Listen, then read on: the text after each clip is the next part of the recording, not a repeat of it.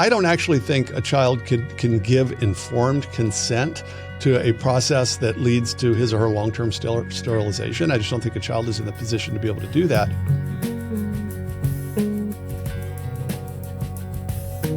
Today's guest is Dr. Jay Richards. His academic pedigree is impressive. He's got a PhD in philosophy and theology from Princeton Theological Seminary. He's written many best-selling books on economics, science, and other social issues. He's also been published in the Harvard Business Review, the Wall Street Journal, the Federalist, and many other publications. He's been the executive producer of many films, documentaries on all kinds of different things, including intelligent design. He's been an instructor at Summit Ministries over the years. And I'm really grateful that Dr. Jay Richards is turning his attention to what could be the biggest medical scandal of our time, the whole issue of gender ideology and transgenderism. We're going to get into all of it, including what states can do to protect kids. Welcome to the show. Well, I love talking with you because you love all the kinds of things that we talk about on this podcast all the time. Intelligent design, we talk about economics. All of these areas are things that you have focused on in your career. And you've written books, best-selling books, produced documentaries, and all different kinds of things. But in the last few months, you've applied your talent and your interests to helping Americans understand and undo the influence of gender ideology. So this relates to the whole transgender conversation we've been having with some other guests as well. So we got to start with the basics. What is gender ideology? How did people ever arrive at the conclusion that sex and gender are different things? Yeah, I mean, it's a long, complicated story, but I think the simplest way to explain what gender ideology claims is this. It displaces the basic biological category that human beings exist in a sexual binary, male and female, that correspond to these two different gametes that you need to produce after our kind. It displaces that and it replaces it with a purely internal and subjective psychological self, in which the psychological self has this gender identity that is independent of the body, and so, of course, independent of sex. And so there's a kind of transition. At first, we had these words sex and gender, which were sort of rough synonyms. Sex dropped out, even on doctor's form, so we were using the word gender. Most people use that thinking we're talking about sex. Underneath the tectonic plates, the word gender got replaced to refer to gender identity, which is this entirely subjective, supposedly internal sense that everyone has of gender. And so that's where we are. And that's why we could end up with these weird situations where something called gender affirming care could involve not helping a child conform his distorted idea of who he is to his actual body, but rather transforming his body with drugs and surgery to conform to his internal gender identity. That only makes sense if you have this kind of the worldview of gender ideology behind it. And if you have the world of gender ideology behind it, it's the only thing that makes sense. If you deny that basic premise that sex and gender are different things, then nothing about the gender ideology movement makes sense. And we've got this huge thing happening that's affecting tens of thousands of young people, 40 some thousand young people who were actually seen for gender dysphoria at gender clinics within the last year. So let's, there's so many aspects of this I want to dig into because people, obviously parents are thinking about this. Mm-hmm. What happens when my child comes home and says, that's actually happened to one of my sons. We were talking and he said, yeah, this person I always knew as a girl walked into the boys' bathroom. Yep. They went right in the stall and everybody's looking around like, what on earth? And, but parents are having children come home and say, we're supposed to pick our pronouns. I'm not sure. I think I might be born in the wrong body, all of these kinds of things. You get the parent issue, but then you also have the public policy issue. Because people have to try to figure out, well, if minors are being mutilated by these procedures, isn't it our responsibility to protect them through law? Absolutely. And all that's happening simultaneously. I mean, that's what's weird about this, because for people that haven't been tracking this, which I would say is most people have not been tracking this, it seems to have come out of nowhere. I mean, maybe if you remember in 2015, the Supreme Court ruled in the so-called the Obergefell case, which involved same-sex marriage, an issue that it's actually kind of related, but it's actually a different issue from this question of gender identity. And then almost immediately, if you looked at the media, it's as if they got a memo and said, okay, now it's time to start talking about the trans issue, which is what we were calling it at the time. And so the cover of National Geographic had the picture of a trans child. The cover of Glamour magazine, of course, the famous cover of Caitlyn Jenner, and it's just happened simultaneously and everywhere. And the reason is because the organizations and the ideologues behind this knew it was time to pivot. Unfortunately, conservatives and Christians didn't really realize that's what was happening. And so this seemed like a new thing, unfortunately. But as you said, it already has worked its way into school curricula. It's certainly worked its way into medical practice. You have supposedly medical organizations like the American Academy of Pediatrics issuing guidelines that strongly affirm this ideology. So that shows you that it had to have been happening for a while behind the scenes. It's just that it seemed to break out into the open. But look, if you've got a kindergarten book that's adopted by your school district and is in school classrooms, something like Gender Queer or something even for younger kids that's designed to teach gender ideology to kids, that takes years of planning. That doesn't happen overnight. Right. Proposals have to be written, they have to be commissioned, they have to be published, they have to create fake award organizations to award the book so that they'll be adopted. All that stuff had to happen ahead of time. And so I actually described this as it's like a phase change in physics, in which things seem to happen all at once. But in fact, behind the scenes, things are happening slowly. So if the temperature outside is going down slowly, say 1 degree Fahrenheit per hour, it doesn't look like anything's happening until you hit 30 degrees Fahrenheit. And suddenly the water turns to ice. That's what this is like. It's like we experience this phase change in which it seems to be everywhere all at once. It's already in our cultural and our educational institutions. And then, of course, most kids, we think something like 65% of kids initially get these ideas from social media influencers, which are enabled by technology. So it just seems to be everywhere all at once. Yeah. Well, you have a strong background in both science and in theology. So I really feel like you're the perfect guy to help us address this. Now, from a scientific perspective, there's something significant here. You mentioned that gender ideology would displace the whole the fact that we're dimorphous beings. Yeah. The fact that every single cell in our body has a sex signifier, a chromosome XX or XY. Well, except for gametes, I suppose. But other than that. There have now cataloged 6,500 biological differences between males and females. Yeah. You're saying that according to the gender ideology movement, none of that matters anymore. What matters is how you feel about yourself. That is exactly right. And this sounds crazy to people when they first hear it. They think, oh no, what gender ideology says is, yes, of course there's sex, sure. But then we also have this gender identity that can either correspond to our sex or it can disagree with it. That was a kind of transition position. That is not the view that's taught if you look at, say, the gender unicorn, the famous diagram anyone can pull up on the internet that teaches gender ideology. You'll notice that it very carefully avoids referring to sex. And you'll notice this if you listen to the ideologues talk about these things, they will at best talk about sex assigned at birth. They will not say sex. They'll say sex assigned at birth. Notice what that is. That's a social construct, right? So they'll grant, okay, we came to associate these particular secondary features with what we call boys and girls, male and female. But that's an assignment that happens that comes from the doctor or from a nurse practitioner or a midwife. It's not a statement about reality. The statement about reality is this internal psychological subjective sense that you have of your gender identity. And if you say, okay, so define gender identity for me, you'd think, okay, what are they going to do? We're going to need to define it in terms of something else. They can't use the same term, right? You've got a circular definition. They will not do that. They will not distinguish gender identity from sex. They will say gender identity is something like your internal sense of gender. Right. And so then so what's that an internal sense of? Because you've got gender in the definition in the term, right?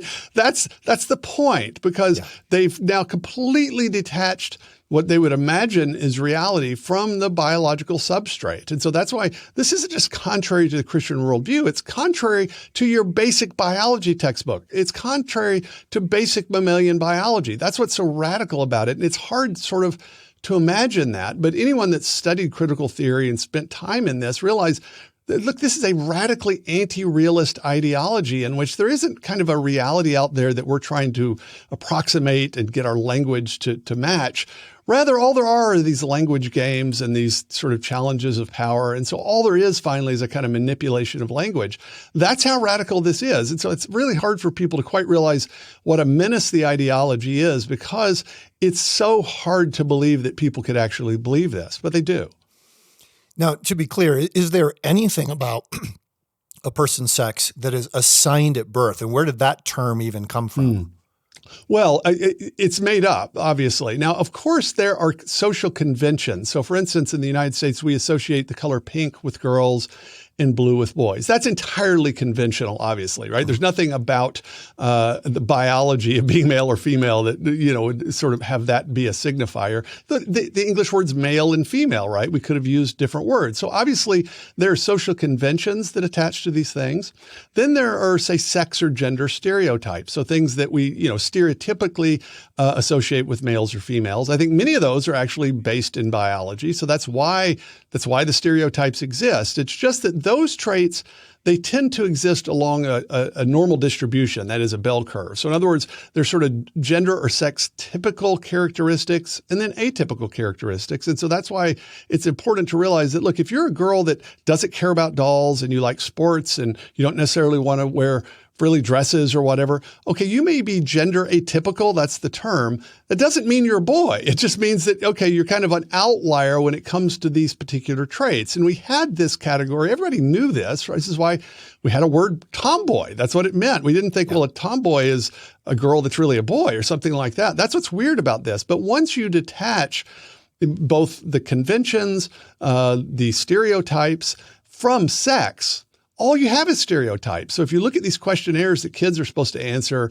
to figure out their gender identity, it will ask questions like, well, do you like dolls? Do you like to wear dresses? Do you like the color pink or the color blue? In other words, all you have are the stereotypes at this point. So that's the irony, is that people that think they're progressive, that have gotten beyond stereotypical understandings of male and female, have actually abandoned the categories of male and female. And now all they've got is the stereotypes. That's the kind of bitter irony of this whole thing.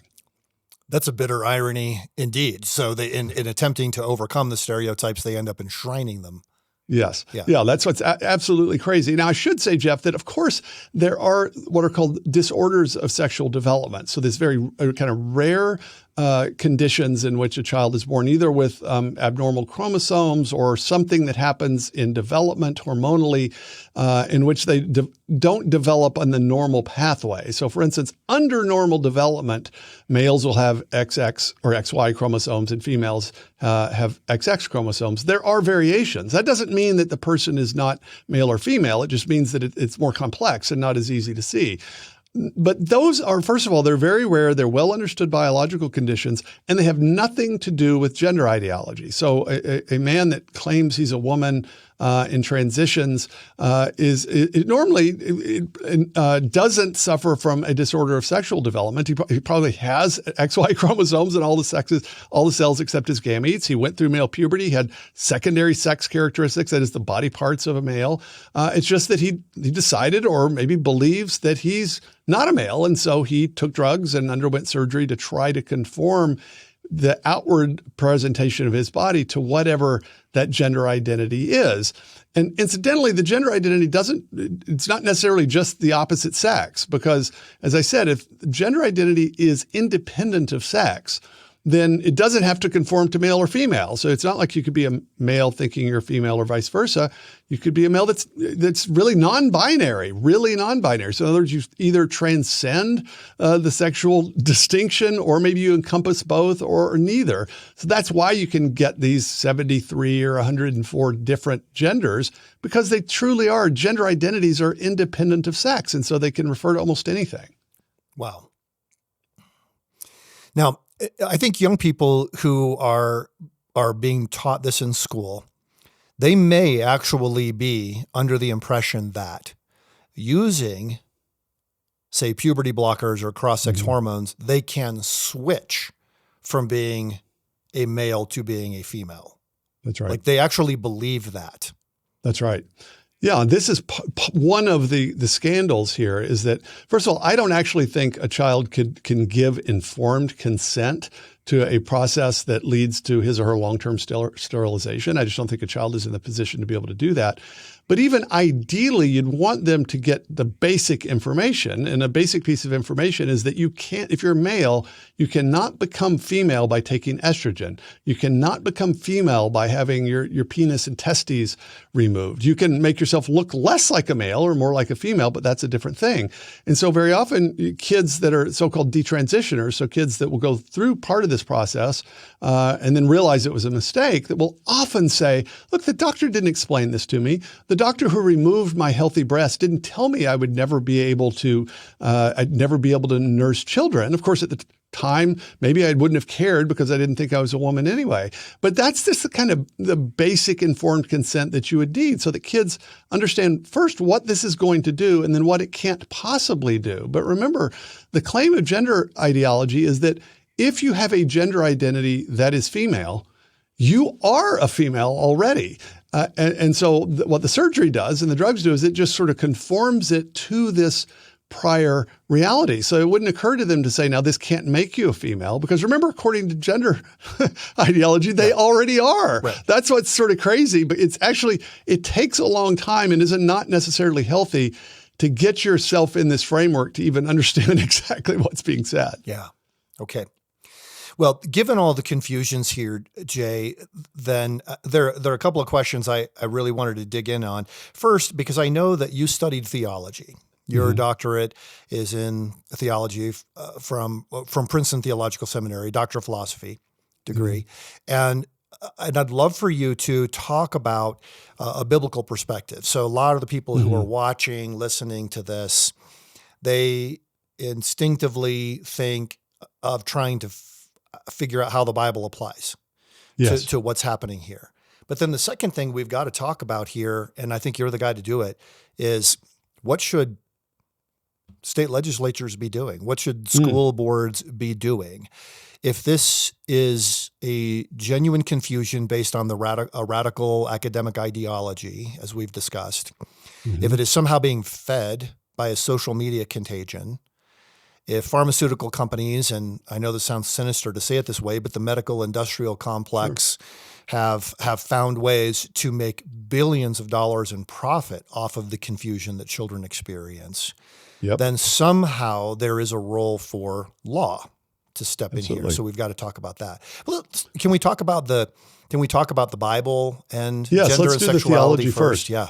Absolutely. Yeah. And so, I mean, honestly, 20-something years ago, so my degree was a program called Philosophy and Theology. I had 2 comps in philosophy, 2 in theology, and 1 in ethics, which at the time it was amazing preparation for this. Honestly, though, I don't think I would have imagined this 20-something years ago, because really this, first of all, we're dealing with a philosophical worldview that emerges from cultural Marxism and postmodernism, but you also are actually dealing with scientific assumptions, and then of course with theological questions. And so now here's the good thing: if you're a Christian, if you're a Christian or a Jew, or one of the Abrahamic faiths, that if you think that that the Old Testament and the opening chapters of Genesis have authority and they tell us something true about human nature and reality, well, you're a step up, right? Because we believe God created human beings, male and female. We are equal in value and dignity, but we are differentiated and different, and it requires exactly one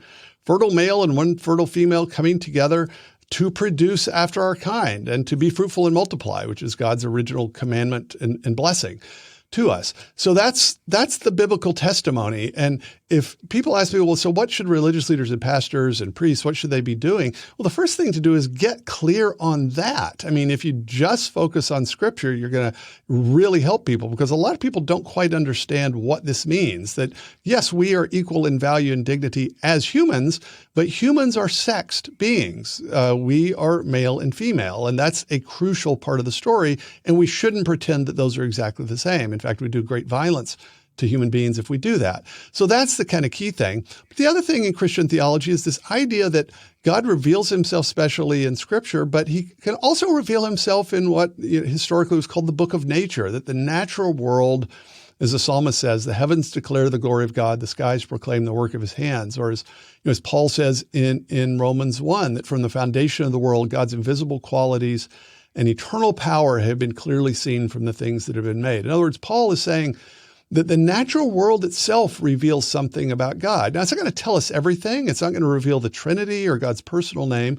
It will reveal that there's a creator. If we look at the book of nature accurately, we can read through it to its author. That's, I think, a clear claim of Scripture and a traditional Christian theological claim. So that means the natural world has its own logic and its own meaning that can be discerned if we study it. And that's science at its best, studying the natural world, finding out what it's really like, what rules and laws and principles apply.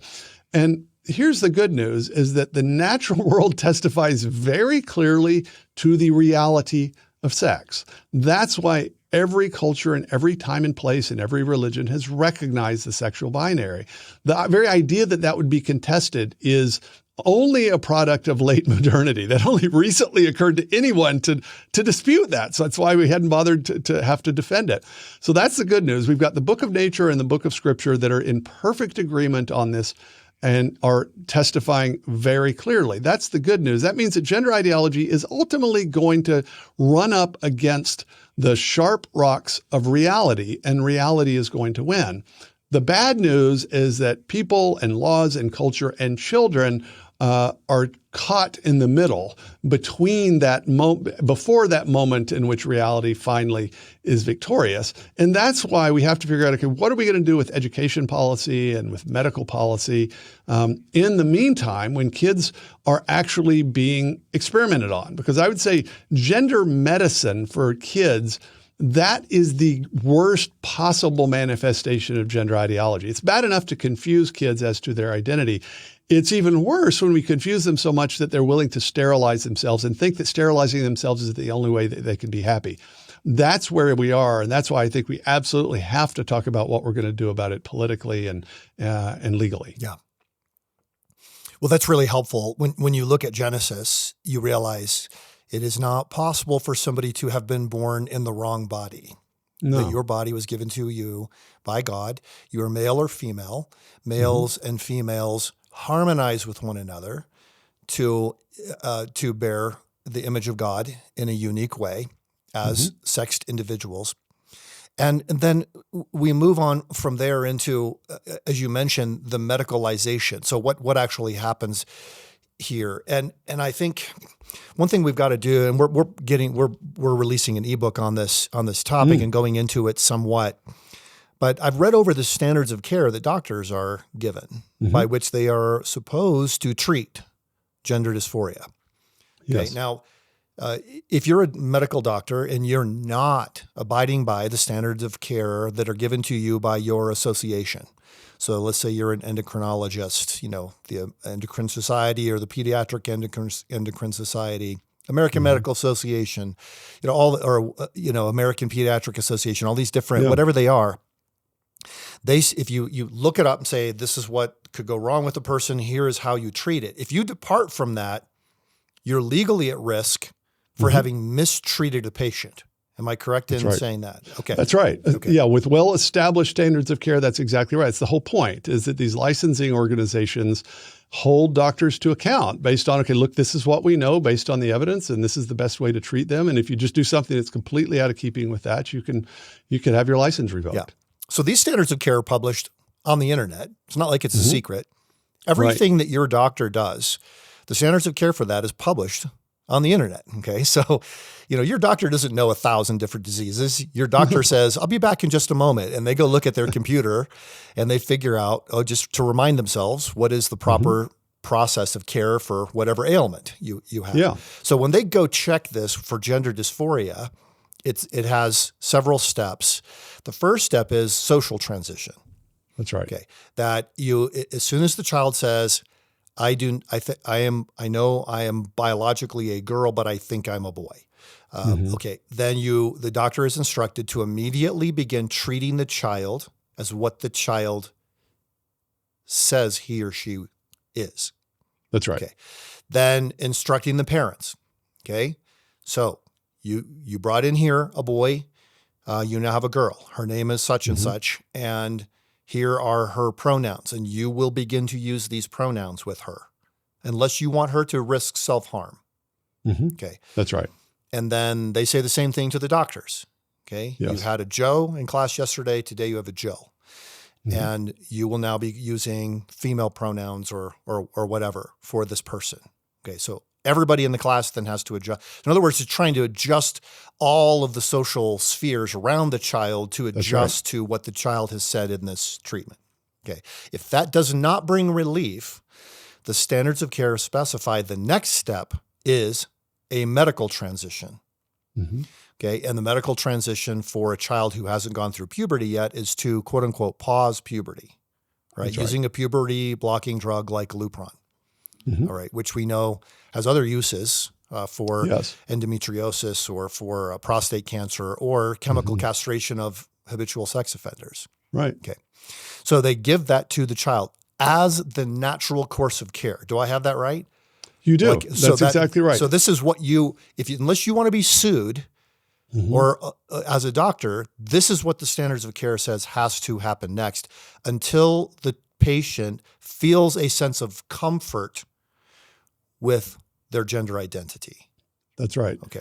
Yes, and that's right. And so it goes there. And then, of course, the next step is cross-sex hormones. So that would be testosterone generally for girls, right? Yeah. So the male hormone and estrogen for boys to transition them to female. And we should be clear, if that's the 1-2 process, what are the chances that child will be sterile at that point and never able to bear children? The longer it goes, the greater the chance. So puberty blockers alone atrophy, of course, the development. Testosterone for girls, though, are going to atrophy the uterus and the ovaries and do just kind of what you would expect. This goes on too long. She could be sterile just from that before she ever gets to the surgical interventions, which will by definition sterilize her if you remove her sex organs.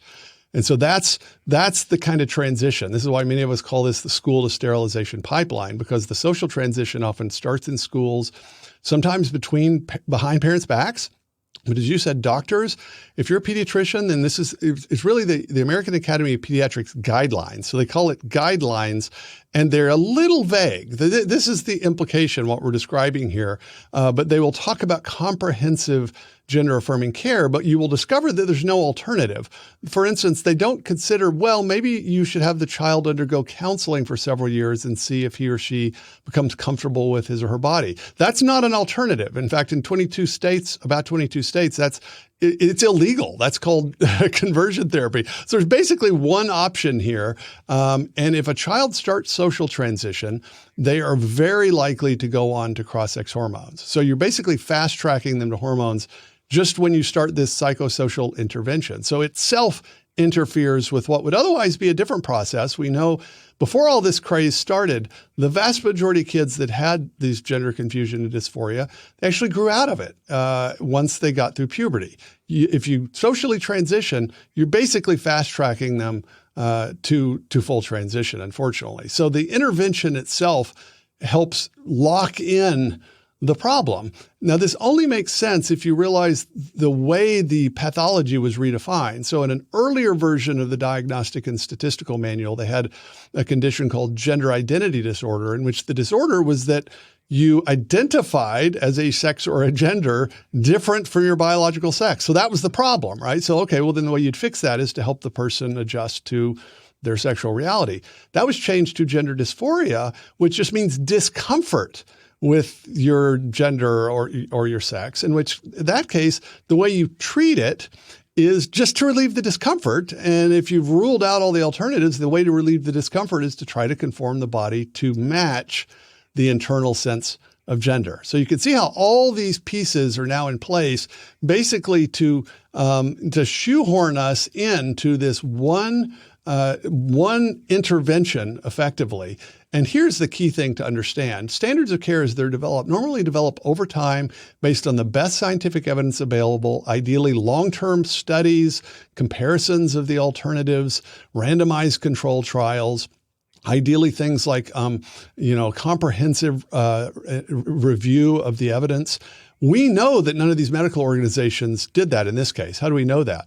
Well, we know because nobody had even done a systematic review of the evidence until a few years ago. And that was done by countries like Sweden and Finland and the UK, who have now changed their minds. And we know there are no randomized control trials that test the long-term viability of this because none have been done. So we know that whatever these guidelines of these medical organizations are based on, they're not based on the normal protocols and standards that these organizations would use for almost any other issue, which to me screams the fact that what we have is ideological capture of these organizations rather than a fair look at the scientific evidence. Wow. That is so well stated and so incredibly shocking. But we've got to also acknowledge a monetary aspect of this. Oh yeah, a pharmaceutical company selling Lupron for pediatric use is going to set the family back $30,000 a year or something like that, unless it's covered by their insurance, which is why we have the standards of care set up the way they are. Absolutely. And if gender affirming care is quote unquote a medical necessity, that's the term that insurance companies are looking for. This is a medical necessity. Then your insurance will pay for that $30,000 a year worth of treatment, or presumably Medicaid would pay for it if you're an underserved individual. Yeah, I guess that's right. So somebody is cashing in to the tune of billions of dollars. Yeah. If there were 42,000 children who were diagnosed with gender dysphoria last year, which would be 3 times as many as were diagnosed 3 years before that, and something like 15 times as many as were diagnosed 3 years before that. It's a massive explosion of kids presenting with these symptoms and now being treated in this way. I'd be the last person to say this is all about the money, but incentives matter. Yeah. And companies, if you produce one of these drugs, this is serious cash, serious money. And of course, puberty blockers, at least in principle, those are going to just go on for a few years. It's still a huge amount of money. Think about the cross-sex hormones. So if you are a female that's trying to transition to male, you're on testosterone the rest of your life, or estrogen in the case of a male transitioning to female. That is a lifelong customer. And so this idea that incentive isn't going to make any difference, I think, is just incredibly naive. You don't have to be a Marxist to think, look, economic incentives matter, and we need to be looking at that. At the moment, unfortunately, we don't exactly know, how much Medicaid how many Medicaid dollars are being spent on this? We don't exactly know. We're a bunch of us trying to track that. States have that information. We'll eventually know. But I'm certain at this point that it is definitely in the hundreds of millions of dollars. And once we find out, we're going to talk about, I'm quite certain we're talking about a multi-billion-dollar industry. And in fact, Jeff, a few months ago, there was a financial analysis firm actually did an analysis about this growing industry. And the gist of the piece was that, hey, this is a big growth industry. There's been massive year over year sort of increases in the customer base. It's this weird kind of enthusiasm, like we're talking about timeshares or something. Yeah. We're talking about gender transition surgery that sterilizes children. But nevertheless, it recognized that, gosh, there's huge money to be made here. And so I think any complete description or history of what's happening is going to have to take that into account. Yeah. Wow. When we say Medicaid, we have to remember that's a government program to help people who are at a very low income level. That's right. But when you write your check to the United States Treasury every April 15th, the money that's paying for these surgeries is coming from that. That's right. That's taxpayer That's exactly right. funds. Yes. That's right. And this is very hard for people to imagine how this happens. But say in the state of California, it's actually fairly easy for a child to go to a judge, say, well, my parents don't want me to be able to transition. The child can be declared a ward of the state, and then suddenly they're eligible for Medicaid. So there's actually a strong incentive in states like California for children to do that, to try to dissociate from their parents so that they can get Medicaid funding. I doubt very many people that are, as you said, paying their taxes faithfully on April the 15th imagines that they are helping to underwrite these surgeries for kids. Yeah. All right, let's talk about the laws for a moment. And we got about 10 minutes left, if that works for your schedule. Sure. Okay. Yep. So I've seen some of the state laws trying to address the issue, especially as it goes toward attacking or mutilating children. And I'm using the term mutilating children not as hyperbole, but that's quite literally what's happening. We're using the pharmaceuticals and ultimately surgery if the patient says they're still not comfortable in their gender identity. They'll go all the way toward surgeries to remove their sex organs and so forth. Okay, so I've seen some state laws that I think, okay, that's pretty good. I've seen others where I think, I'm not sure that's going to stand up in court. What? And then, of course, we've got states like where I am in Colorado. So we have a conversion therapy law that prevents, this hasn't been tested yet, but it theoretically would prevent a therapist from even recommending against gender-affirming care. That would be against the law. If you're a counselor, you could lose your license theoretically. And again, it hasn't been tested yet. Right. But that's what the law says. So we got all these complications. What are your recommendations on what people should do? Because I know there are some who are in a legislature who are viewers of this show.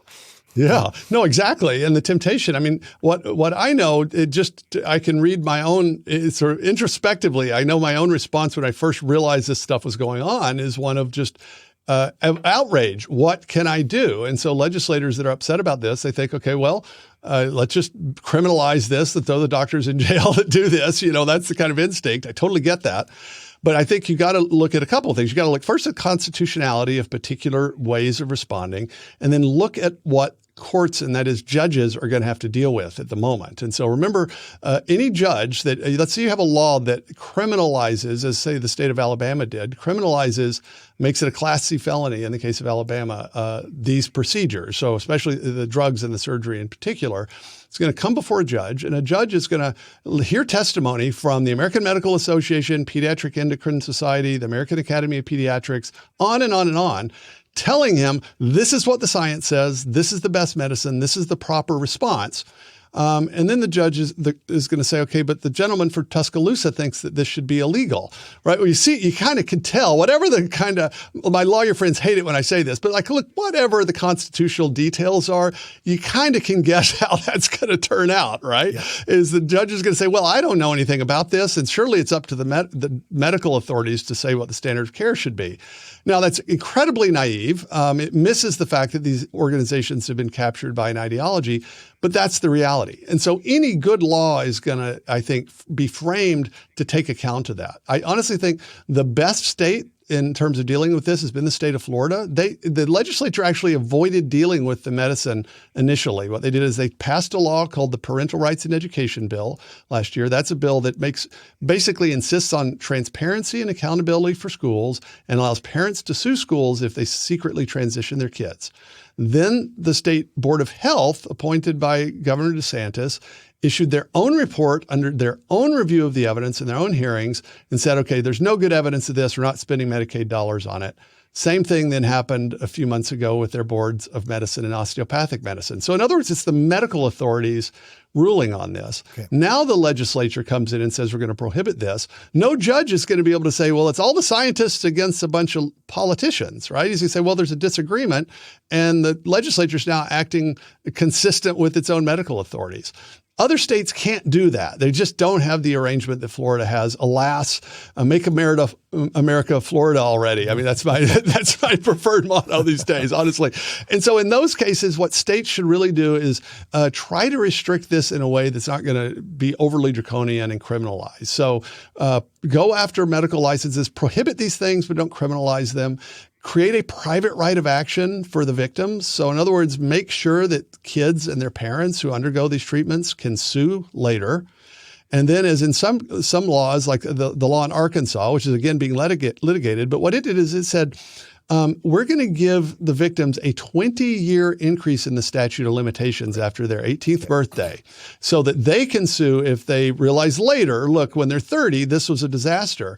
That changes the incentives. Notice the police aren't involved. We haven't criminalized. All of a sudden, the insurance companies and the clinics and the doctors that are going to do this, like, I could get sued 30 years from now for this. Trust me, that's going to change the incentives. Yeah. And so that's a clever legislative way of avoiding the difficult details at the moment. Now, I honestly think 15 years from now, these clinics are going to get sued. They're going to get sued in class action lawsuits, and culturally we'll realize this was a disaster. The question is, how do we limit the damage right now legislatively? And that requires a kind of subtlety in which, being careful in the way you frame these laws, I think is absolutely crucial. Yeah. Well, I appreciate that so much. And I didn't realize that last aspect about the statute of limitations, because that's what I've been telling legislators when they ask me. Say, well, your statute of limitations on this kind of care is probably 3 years. So by the time a child experiences the harms, the doctors are no longer in a position of being able to be held liable. Exactly. So if you increase that to 15 years, or in the case you just mentioned, 20 years, then they have to think, am I really telling the truth when I say, no, this is perfectly safe? Yes. Yeah. Don't worry. Never going to regret it. Never going to regret it. And so say, Yeah. okay, fine, doctor, I'm going to hold you to that. 20 years from now, if I regret it, you and I are going to meet again. That's right. It really calls their bluff. Yeah. I mean, because we know what's going on. This is not that complicated of an issue. We know what's happening. We have ideological capture of medical organizations. That's happened before. This is a redo of the eugenics controversy of a century ago, which, by the way, was endorsed by the Supreme Court of the United States. Right. So it's not like this can't happen. It's just that this is the eugenics catastrophe of the 21st century. And it's happening in the same way. And fortunately, we have historical precedent, I think, to know how to deal with it. But let's deal with it more quickly than we did in the case of eugenics. Yeah. Well, there have been all sorts of things through time that were thought to be medical breakthroughs. Yep. The guy who invented the lobotomy got a Nobel Prize for that. And then now we realize that it was a medical horror. It was a medical scandal. But there are 50,000 people who were irreversibly harmed and even killed in the process. Right. So is it your sense that, like you just said this, you think this is the medical scandal of the 21st century? I mean, we kind of went through that pretty quickly, but that's a very strong statement. It is. It is. I'm absolutely confident of this. Now, because there are two things happening. There's the scandal of the medicine, which is a manifestation of gender ideology. I think that is going to be seen as a scandal. There's the ideology, which is a different thing. Just as, kind of materialist Darwinism and social Darwinism inspired eugenics. We realized eugenics was a disaster and was a pseudoscience. It didn't mean everybody, the culture rethought Darwinism per se. In the same way, I think the medicalization of this is going to be seen to be a catastrophe because the evidence is going to just come out overwhelmingly against it.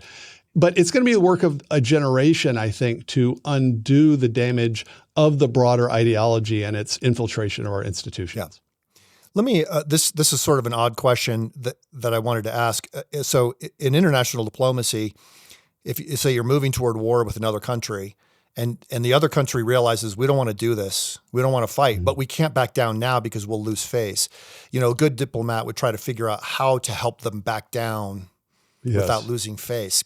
Is there a way for people who have, for maybe because of their political ideology or whatever, have instinctively embraced this gender ideology and are now realizing they would like to be able to back down? Is there a way to help them save face, or is that just? I hope so. Yeah. No, I hope so. And I do think, Jeff, this is the thing I'm hopeful about, because unlike, say, the marriage debate, which really was sort of social conservatives against a drift of culture, this issue brings together very diverse people. You have Marxists that don't like this because of the corporate side. You have atheists and evolutionary biologists, right? They can be atheists, but they believe in biology. They believe in mammalian biology. They hate this stuff. You have feminists that don't like the fact that men are competing against women in professional and college sports. They hate this stuff. And so there's a kind of a diverse coalition. And so for people that are, say, over on the left politically, there's no reason why you have to cease to be a progressive to just say, look, we shouldn't be telling kids they can be born in the wrong bodies. There's nothing about your political ideology that requires that. You've gotten contingently attached to this particular thing, and you don't need to. I mean, honestly, if we had asked 40 years ago how this was going to happen politically, I don't know that I would have been able to guess, okay, how did this work out politically? I would not have imagined it would end up as partisan as it is. And then notice that the countries that were ahead of us, the UK, Finland, and Sweden, and then probably Belgium and France, no one thinks those are right-wing countries. They've already had second thoughts and started slowing down. And so clearly it's possible to look at the evidence and not be a conservative Christian and to realize this is a bad idea. And you should be able to do it too. That's what I would tell people that, look, aren't going to sign on to my full political package. Yeah. Well, that's really wise, Jay. Thank you. Man, the last 45 minutes have really advanced this discussion a lot and clarified a lot of my own thinking. And I'm glad to hear both from the parent's perspective, from the education perspective, the theological perspective, but also the legislative, that there is a role, laws are there to protect justice and to stand against evil. So, Jay, thanks so much for your work and thanks for your time on the show today. My pleasure, Jeff. Thanks so much for having me. Thanks to my guest today, Dr. Jay Richards, for joining the Dr. Jeff Show podcast. You can find out more about Jay Richards by looking at the work that he's doing on the transgender issue at the Heritage Foundation. So just Google that, Heritage Foundation. I think it's heritage.org. Psalm 139 says, I praise you because I am fearfully and wonderfully made. We need this generation of children to know they were not born in the wrong body. God has made them in his image and wants them to be the kind of person who can really be courageous and thoughtful and stand for truth in this time. Thanks for joining.